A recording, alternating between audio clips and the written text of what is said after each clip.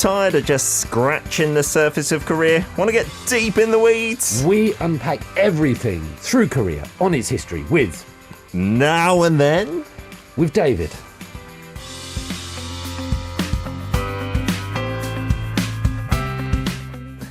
We can say with instead of on. It still works, doesn't it? I got all my prepositions befuddled then. Yeah, my throughs, my withs, my ons, my ins. I tried to do it without looking, Pete. I was trying to be smooth, but I'm still, compared to you, I'm still a novice, so I'll keep the paper. I don't think it doesn't work. With Now and Then, with David. All right, we've said with Tice, but it's not grammatically incorrect. We'll take that. We'll take it. Yeah, it's a Monday. We'll get through it. Are you having a good Monday? Did you have a decent weekend? Decent weekend indeed. It's good to be back on stage. Music, the live music scene is back kicking again. I've finished the spring semester at the universities. So they're all in the bag. Lovely jubbly. So it's a nice kind of like end to that first part of the year. What happens next at university? Do they have like a period of time off now, or? Most people do. The official period ends on Wednesday this week. I finished all my exams and marked them. Yeah. The official period finishes on Wednesday. Summer semester starts on Thursday, so I'm back. I've got 2 days off, and then I'm back to the grind. I can't remember. It's been so long since I was in university in the UK. Do we have just 2 semesters in the UK at university? Is it like up to the winter break, and then don't we go all the way through to like June or July, and then we've just got a big holiday? I mean, if I wanted to and not work the summer and winter, I would have like 12 weeks paid vacation a year. Wow, but you do work those periods. It's expensive to have 2 kids, Pete. You know what it's like in Seoul. So absolutely. I work and I enjoy the work. I do it for that. But yeah, professors do have a nice life sometimes, I must say. So there are some that just don't work those 2 periods and then get 12 weeks. I could do that. Wow. I might do that one time. That does sound rather lovely. Today's topic linked to something coming up in just a few days' time. Absolutely. So sometimes we do a few of the lighter comments, lighter topics. We look at some music. We look at some. Next week we might look at movies, Pete.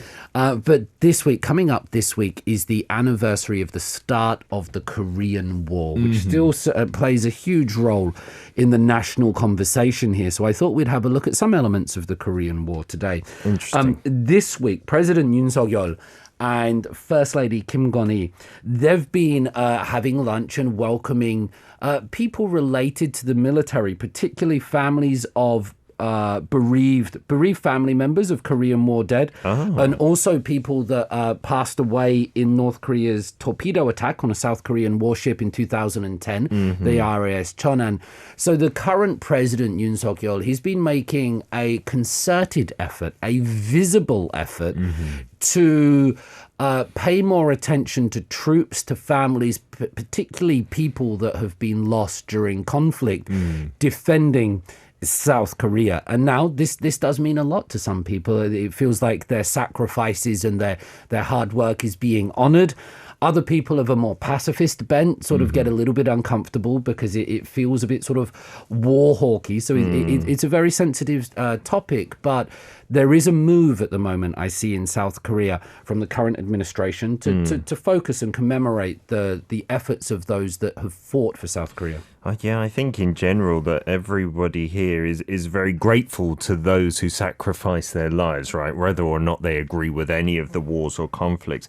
And it does seem like they're making a big push to meet a lot of people. I saw the news of Kim Gon-hee meeting like the former wives of presidents who have passed away and stuff, which is interesting. Yeah. But in terms of June 25th, that's the big date here in Korea, the breakout of the Korean War. Absolutely, coming up this Friday. Now, I just want to talk about the start of the Korean War because it's given as June 25th. And now, if you look at the academic literature on history, if you look at people studying history as a subject, many people are of the opinion that in the future, in the next 100 or so years, we're not going to divide World War I and World War II as 2 separate events. But rather it's going to be collected into a greater global conflict because World War I and World War II is a very Eurocentric view of what took place, because we know before that there was the Russo-Japanese War, 1905, the Chinese Civil War with Mao's communists taking power. So this was a global event. Now, the Korean War when it starts June 25th, 1950, I think you need to go back to the end of Japanese colonization. And this occurs August 6th, August 9th, 1945, when the United States drops 2 nuclear bombs on Hiroshima and Nagasaki, respectively. Now, this is still an incident. This is the only time that civilians have died. Nuclear weapons have been used in war to this day. And you're looking at dead of over 220,000 people, many civilians. These were dropped on city populations by the United States on Japan. This causes Japan to surrender, and this causes Japan to leave the Korean Peninsula. When Japan leaves the Korean Peninsula and surrenders their war efforts, then Korea gets divided. So the nuclear bombs that are dropped are such a pivotal role in the question of Korean unification, Korean division, Korean separation, all that happens. And sometimes it's a little underplayed, and there's not much discussion about the morality, the legality, and the historical implications, because we often associate it just with America, but it had such an important role in shaping what's come with Korea today. Yeah, were it not for those, who knows where we would be today, right? Who knows how that Second World War would have ended, if it would have ended. And yeah, we don't really look at that side of things. I'd never see that being discussed in Korea. Without I mean, there's a lot, sometimes you will get, and I say this with the greatest respect, there's a lot of downplaying of American involvement in securing South Korea's independence from Japanese colonization. And there's more of a focus on the Korean heroes and martyrs. That's completely understandable. I'm British. We do the same thing with our heroes. Most countries do, but I think a lot owes to that American victory over Japan. When US President Harry Truman, he was president, he was the one that gave the decisions to drop those bombs. He had a plaque on his desk that said, "The buck stops here," meaning that he was always going to take responsibility for everything. And that's a huge decision to make. Now, when President Yoon Suk-yeol took office here in May in South Korea, President Biden gave him a present, and it was a plaque that says, "The buck stops here." Wow. I wonder if Biden's got that on his desk as well. I hope so. I hope he's not just giving it out to other people. No, I don't know. I don't want a US president with that on his desk again, with the weapons that they have. Wow. It might be a bit safer. But this is now what Yoon Suk-yeol has, and I think that reiterates the commitment and the deep historical connection between these two countries. And it's a wonderful gift, I think, between two presidents, and it shows the relationship that's been fostered over the years. But that now sits on President Yoon Suk-yeol's desk. That's an interesting kind of full circle there. Yeah. We'll get to more about this getting into the Korean War as well. And looking at the history behind it. It's a very big anniversary, 6.25, coming up this week. Welcome to Arirang Radio. If you are in Jeju, 88.7 in Jeju City. 88.1 in Seogwipo City. 101.9 in the Daejeong area. Arirang Radio. Back for part 2 now and then with David Tizard in the studio, talking about the Korean War and the kind of, I guess, setting the scene for it after the end of the Second World War and their liberation. And I mean, that in and of itself, I feel, is not discussed that much here. The separation of the Koreas as well, which was such a huge thing. I mean, we talk about like the ramifications and the hurt and pain a lot, but just that fact, and I don't know, it seems to me in this day, that's just unbelievable. Just suddenly saying, hey, we're now two countries, or you're now two countries from the other superpowers, like, point of views. There's two things, I think, just to add on here, Pete. The first one is that rightly, I think, a lot of anti-war people or pacifists will point to America's use of the nuclear weapons and that as being completely unacceptable. Yeah. And that's often coming from an American perspective, whereas to many Korean people, if the nuclear bombs grant them the freedom and independence of their country, they might be all for it. Sure. You know, it's a worthwhile thing. Yeah. So I think it's important to account for many different perspectives. The second thing is that after the Second World War, Germany was divided into East and West Germany, but Germany was a belligerent. Germany was seen as an aggressor, an invader, whereas in Northeast Asia, in this region, Japan was seen as the aggressor, the colonizer, yet Japan was not divided. Sure. Korea, as the oppressed, as the colonized, was divided. And so there was a lot of justified anger and frustration at that part of it. Yeah, it seems unbelievable, right, to this day. And then Germany got to reunite, and still we're here, North and South Korea. Where are we going to continue the story? Let's just, as we started with this, with President Yoon Suk-yeol honoring some of the family members, let's just make sure that we, coming up to the anniversary of this war, remember those that did pass away in this conflict, because around 1.9, nearly 2 million people from 22 countries took part in this war. Wow. Nearly 40,000 people lost their lives. There was a great toll on the civilian population of South Korea and North Korea as well. And so it's very easy sometimes to talk about the morality, the things that take place in war, but I think we should also always take a minute to remember those that passed in the war. And you and I were speaking about experiences that our family members have had growing up, and we live today in a relatively safe society. Sure. And it's thanks to those people's sacrifices, I believe. Yeah, it's incomparable, isn't it? I think, around, 40,000 American soldier deaths, and then hundreds of thousands of Koreans dying in this conflict. And the figures are always a bit fuzzy. There's a big range there. It was disastrous, wasn't it, in terms of the casualties there.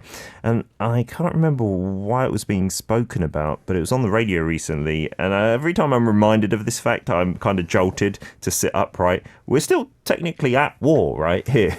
That's why our children, our sons, will have to do 2 years military service, perhaps, there or thereabouts. The two Koreas, the war is still technically ongoing. An armistice was signed, which is just a moratorium, which is just a pause, but the war was never formally ended, so still technically at war. Now, with the breakout of the Korean War in 1949, both Soviet forces and American forces leave the Korean peninsula. So from 1945 to 1948, you have like the two occupying governments, the US government and the Soviet government. Yep. In 1948, they both leave. And so you have 2 years of just South Korea and North Korea by themselves. With no forces from abroad there, basically. Well, if you consider the toll that the Second World War had caused, had caused these countries, these people, they wanted to go home. Sure. They'd kind of had enough. And so, during that time, the skirmishes and the battles between South and North, because both of them believed themselves to be the rightful, legitimate owners of the Korean nation, of the Korean story. And so they were having fights here and there, not on the scale of a war, but battles. Absolutely battles. And so 6/25 is the day that the North Korean tanks rolled over at about 4 a.m. It was very similar to the German Blitzkrieg approach. It was a very sudden attack. And I believe the commemoration of 6/25 in South Korea is sometimes designed to reinforce the idea that North Korea began this war. Now, according to all history books, and most history books, I would agree that North Korea did start this, but it didn't just start out of the blue. Yeah. They had been fighting. There had been the South Korean president, Lee Seung-man, publicly declaring, let's march north and unify the country. It was a very tense time, but it's June 25th, 1950, 4 a.m., when 200-odd tanks, 100 fighter planes, they come across the border, and they, in the matter of about 3 days, they take the capital city of Seoul. It's amazing. You would just be sat there, like, reading your newspaper in the morning in Seoul, where we both live now. 3 days later, it would be invaded and overrun by a foreign power, North Korea, at this. And you've seen how much trouble Russia is having trying to get Ukraine, right? How long protracted that conflict is. North Korea achieved it in, a matter of days. Yeah, the initial part of this war was characterized by just how quick North Korea could take over many parts of South Korea, or at least overrun it, right? And so that's the beginning. What happens next? Well, we often tie this between South Korea and North Korea, and we often talk about American involvement. Certainly there's elements of peace activists in Korea that really point the finger at the United States for their role in this. But I think we should also draw attention to the roles of Joseph Stalin, Kim Il-sung, and Chairman Mao Zedong in China. So before the Korean War took part, Kim Il-sung, who is the founding president of North Korea, he visited Stalin in Russia. And if you see this picture there, you can see the similarities between him and his grandson, the current chairman of North Korea. I thought they looked alike a little bit, but I thought it was him when this photo first flashed up, Kim Jong-un. Like a deep fake, yeah, Wow. with him and Stalin. He's obviously modeled himself on his grandfather, but they met together and Stalin gave the go-ahead. And so there was permission from the Soviet Union. He gave the go-ahead on the proviso that Chairman Mao also agrees. So when we talk about North Korea invading South Korea, we have to remember that it came with permission from the Soviet Union and from the Chinese Communist Party, who both supported this attack on the South at the time. And if they said no, it's unlikely that it would have happened, because those two were really influential in North Korean politics at that time. But with the initial invasion, they weren't like putting troops into South Korea initially, like Russia or China. China didn't initially. China would, and they would send huge, and they would turn the tide. Russia didn't really put any troops into the Korean War, but they did do a lot of the training and they did do a lot of the advice. So they wanted to avoid being on the same battlefield as American troops. That would be very dangerous. And so it was kind of a proxy war from the Soviet Union's perspective. That's very interesting, because the US obviously got very heavily involved and are still here to this day. The US got very heavily involved, but Truman never called it a war. They always called it a police action. And they fought under the United Nations banner. So, you know, Pete, it was America, but technically, if you look at the legality and the history, from the American perspective, it wasn't a war and it wasn't American soldiers. It was the United Nations operating a police action to defend communist forces from invading other countries. That's how this all played out at the time. We see it very differently now, but that was the whole narrative and the justification for everything that took place. Was this the first time the United Nations forces were like put into action, I believe, right? The first time and one of the only times. You could possibly also look in the mid-90s. You had Bosnia, Sarajevo, Kosovo. Some United Nations forces used there under Bill Clinton, Tony Blair. It's incredibly rare, and that's why some people say, you know, what is the United Nations good for? What does it do? If it doesn't step in. Right? If it doesn't step in and do something, it can only step in. Again, this is technical, so I'm sorry to go on. No. It can only step in if there is famine being caused, genocide being caused, or the mass slaughter of civilians. So if they're not taking place, it can't do anything technically. Yeah, and there would be many arguments that it has taken place and they haven't stepped in on certain occasions. Right. What are the reasons behind that? Well, that's for another day. You want to message me? Go RIRANG. ArirangRadio.com. We're back for part 3 of Now and Then with David, talking and taking a deep dive into the Korean War. And we do have some sensitive images coming up. So if you don't want to see them, then turn off the stream. Just listen to the audio as well. But like you broached on briefly earlier, civilian deaths, this is perhaps the biggest tragedy of any war, but in the Korean War in particular as well. Yeah, the sensitive images, listeners, is not my face. There are more sensitive images. Just to try to make it a little bit more lighthearted. But when we think of war, we often think of armies and we think of people going into battle with all the training and the weapons and equipment. But what we need to remember about the Korean conflict was this was one that went... We think today of that static DMZ, that static line that divides the country. But that line moved up and down the peninsula like this. So 1 minute your valley, or your village, is on the good side, and then you're on the bad side, and you're on the good side. And so 1 minute you have the capitalists ruling you, and the communists. And during this time, they didn't want to leave people behind. They didn't want to leave sort of communists in their ranks or capitalists in their ranks.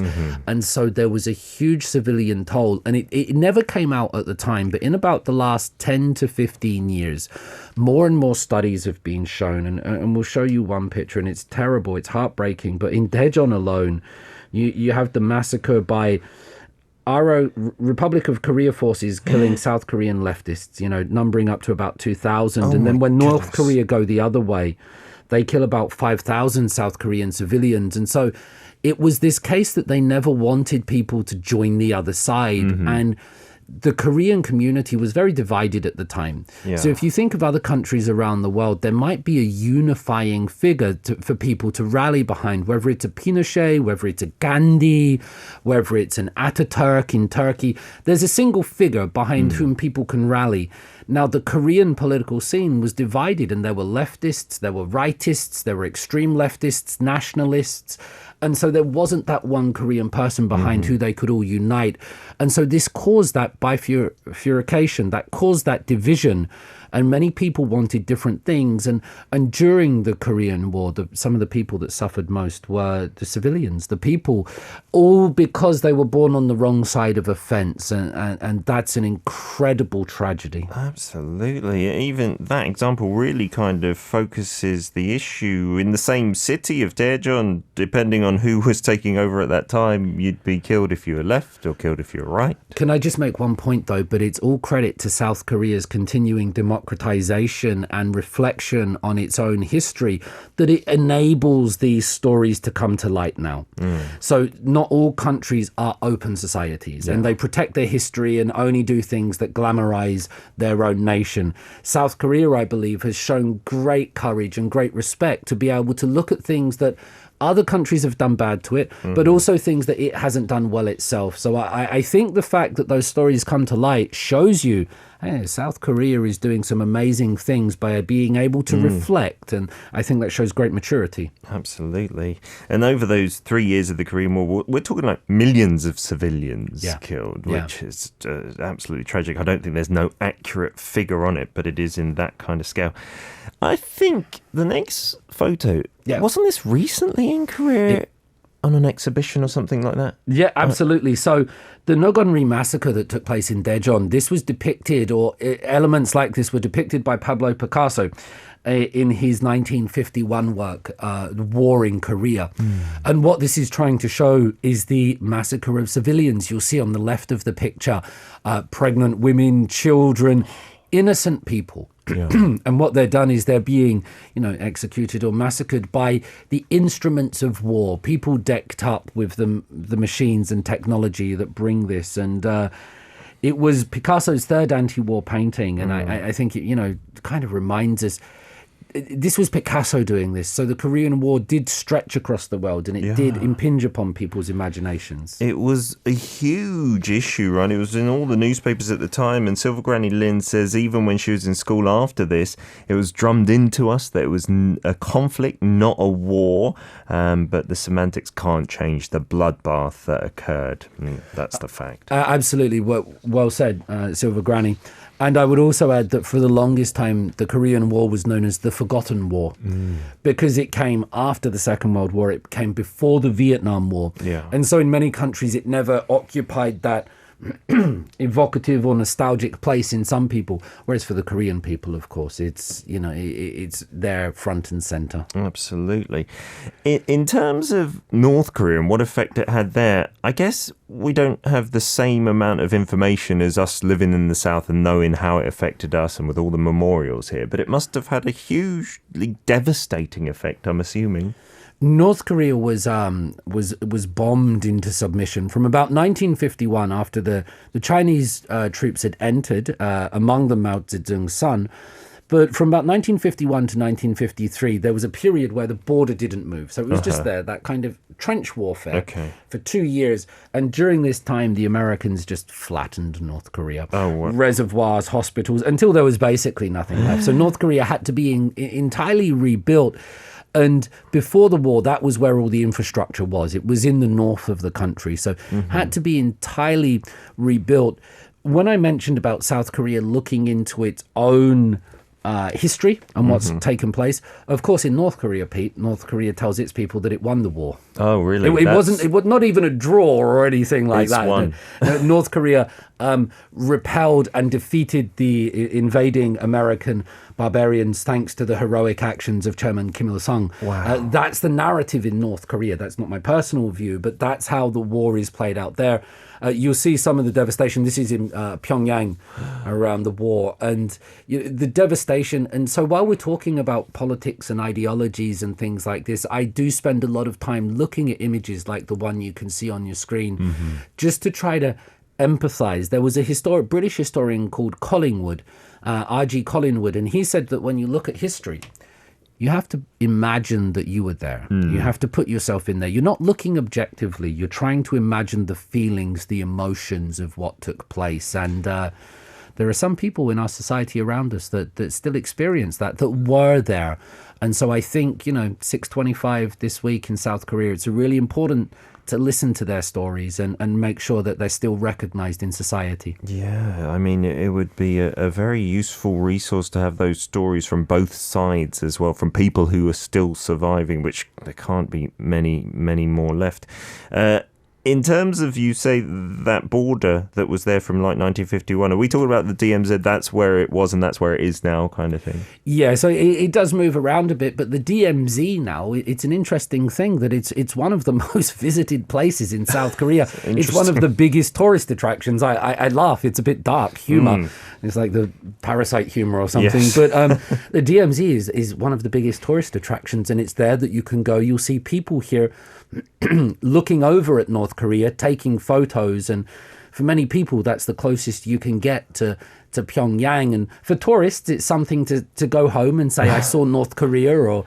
But for South Koreans, it's sometimes the closest they can get to their family members, people where they've been divided by this. And so that's the DMZ. That's this uninhabitable land that divides the two Koreas at the moment. And so if you do come to South Korea, you can go there and have a nice time and look at the photos, but also perhaps reflect on the man-made division. Yeah, I've been, I think it's once. I then skipped the second trip when my friends came because I'd already been, but it was fascinating. And you can go into actual official North Korean land if you go to the Panmunjom area, right? Yeah. And that was unbelievable. And there's a tour guide telling you, and you could see North Korean troops on the other side, and you're thinking, this is just all so very sad at the same time.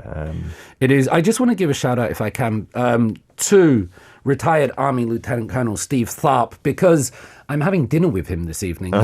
Steve Tharp, he was the guy in charge of the JSA. He was in charge of negotiating with the North Koreans, with the Chinese people, from the American and South Korean perspective. So when North Koreans had something to say, or the Chinese, he was there, fluent in Mandarin, fluent in North Korean. You might not think it looking at his picture, but man, this guy has some stories to tell. And the best thing about his stories is that he humanizes the people that he interacted with. The North Koreans and Chinese people that he worked with every day at this GISA, they were his opponents, but also his co-worker, his comrades, his colleagues, and his enemies, and everything. But they were part of his life, and to hear him tell his stories about the human aspect of North Korean soldiers and their high ranks is fascinating. So beyond the politics, the ideology, the war, there's people that talk to each other, and I hope that as we commemorate the Korean War, we still always remember to talk and listen to each other, no matter what side they may be on. Yeah, without conversation, there's not much left apart from ignoring each other or getting into a conflict, right? What's that? David Tizard, thank you ever so much, as usual, on a Monday morning. We'll see you next week. See you next week, everybody. Thank you. You can listen to Monday's segment Now and Then with David Tizard every Monday from 10 a.m. KST on #DailyK.